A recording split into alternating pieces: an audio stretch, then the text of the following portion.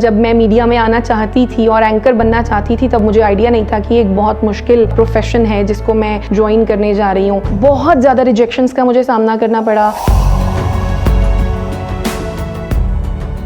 काम जब आप करते हैं ना, wherever you go, मेहनत हमेशा नजर आती है, मेहनत हमेशा पे बैक करती है। आप अगर पढ़कर आ गए हैं लेकिन अगर आपको काम करना नहीं आता, आप काम करना नहीं चाहते, तो फिर तो आपके लिए ये फील्ड नहीं है। पाकिस्तान में अभी तो जो AI है उसका इस्तेमाल सहाफ़त में इतना ज़्यादा नहीं हो रहा, लेकिन जितना भी हो रहा है आई गेस पॉजिटिव ही हो रहा है एंड आई होप कि इसका इस्तेमाल जो है वो पॉजिटिव ही हो।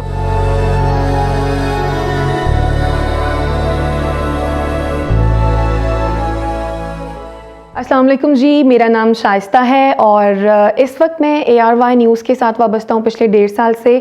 इससे कबल मैं हम न्यूज़ में थी और वहाँ मैंने 5 साल काम किया है। इस दौरान मैंने न्यूज़ की है। न्यूज़ के साथ साथ मैंने एक 7 PM एनालिस्ट बेस्ड शो था व्यूज़ मेकर्स, वो मैंने तकरीबन 2.5 साल किया और उससे पहले मैं एक्सप्रेस न्यूज़ में थी। ये कह लीजिए कि मैंने अपना करियर वहाँ से स्टार्ट किया क्योंकि उससे पहले मैंने इंटर्नशिप की थी फॉर 3 मंथ्स, लेकिन एज ट्रेनी एंकर मुझे जॉब मिली एक्सप्रेस न्यूज़ में और वहाँ मैंने 5 साल काम किया और मैंने बहुत कुछ सीखा वहां से।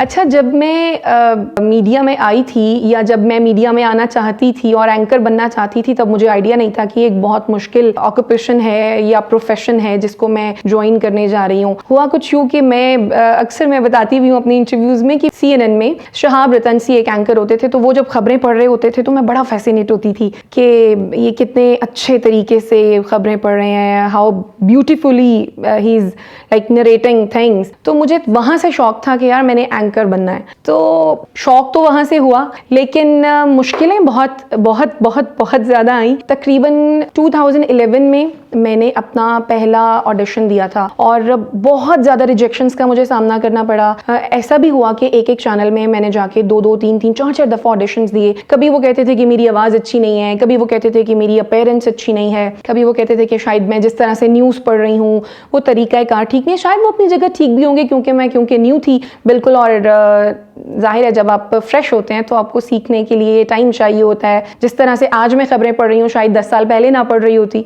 तो जिद्दोजहद तो बहुत की है और रिजेक्शंस भी बहुत फेस किए हैं।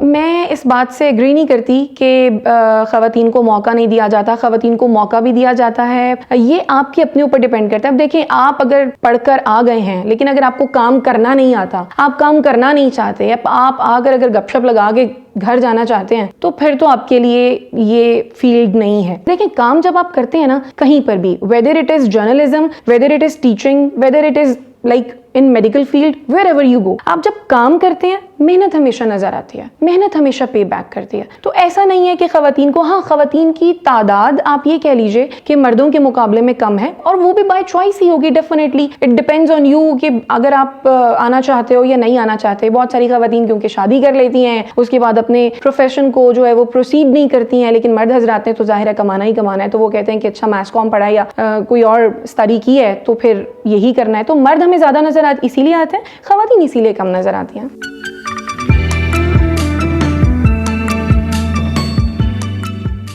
मेरा ख्याल ये है कि जिन लोगों को ये लगता है कि अगर वो अपनी बेटियां बहनें मीडिया में भेजते हैं तो वहाँ उनको हैरेसमेंट का सामना करना पड़ता है या ये फील्ड ठीक नहीं है या आपको कुछ गलत करना पड़ता है, ऐसा बिल्कुल नहीं है। देखिए, आपको लगता है ना कि एक खातून मीडिया में जाकर ही हैरेसमेंट का सामना करेगी, तो ऐसा नहीं है। अगर वो टीचिंग के लिए जाती है तो हो सकता है कि वहाँ का प्रिंसिपल भी उसको हैरेस करे। अगर वो नर्स है तो हो सकता है वहाँ जो डॉक्टर है वही उसको हैरेस कर रहा हो। ठीक है, इसी तरह जब एक खातून बाहर निकलती है तो हैरेसमेंट का सामना उसको किसी भी जगह करना पड़ सकता है। लेकिन मुझे ये लगता है कि हमारे जो वालिदैन हैं, खास तौर पर जो हमारे भाई हैं, हमारे हस्बैंड्स हैं या जो हमारे फादर्स हैं, उनको अपने जो खवातीन हैं घर की, उनको इतना स्ट्रांग बनाना चाहिए कि वो उस हैरेसमेंट का मुंह तोड़ जवाब दे सकें, अपने आप को स्ट्रांग रख सकें। लेकिन ऐसा बिल्कुल नहीं है कि मीडिया में हैरेसमेंट का सामना करना पड़ता है। कम से कम मैं ये कह सकती हूँ बड़ा strongly and confidently that I didn't face harassment. हाँ, जो थोड़ी बहुत एक आध दफा फेस की भी, उसका मैंने मुंह तोड़ जवाब दिया। And look, I am here right in front of you.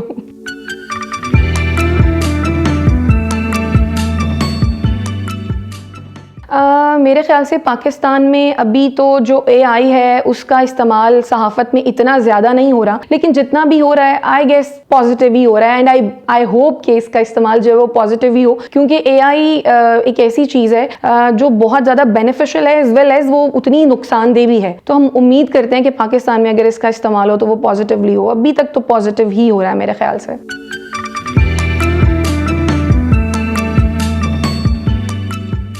अच्छा, मैं जितनी भी ख़वातीन हैं जो कि मैथ्स कॉम कर रही हैं या पॉलिटिकल साइंस कर रही हैं, क्योंकि मैंने खुद पॉलिटिकल साइंस किया है, तो मैं उनको यही मैसेज कन्वे करना चाहती हूँ, आप ये ना सोचिए कि आप इसलिए कर रहे हैं कि आपने स्क्रीन पर आना है। आप जर्नलिज्म कर रहे हैं ना, आप न्यूज़ डेस्क पर आएँ, आप रिपोर्टिंग करें, आप बाहर निकलें, जो डिफरेंट फील्ड्स हैं मीडिया की आप उनको परसू करें। ज़रूरी नहीं है कि आपने न्यूज़ एंकर ही बनना है। मेरे ख्याल से जब हम न्यूज़ एंकर बनते हैं तो हमारे पास लिमिटेड ऑप्शंस होती हैं। Like when if I am a news anchor, वो कि मैं जब स्क्रीन पर होती हूँ तो मेरी जो सोच है वो मुझे एक साइड पर रखकर मुझे अपने इदारे की सोच के हिसाब से सवाल भी करना है, अपने इदारे की सोच के हिसाब से काम भी करना है, ठीक है। तो मेरे ख्याल से न्यूज़ एंकर्स के पास लिमिटेड अपॉर्चुनिटीज़ या ऑप्शंस होते हैं एज़ कम्पेयर टू जो दूसरी फील्ड्स होती हैं उनके। तो मैं ये कहती हूँ कि लड़कियों को या बच्चियों को कि वो अगर आ रही हैं मीडिया में तो न्यूज़ एंकर्स के अलावा ये भी सोचें कि रिपोर्टिंग भी कर सकते हैं या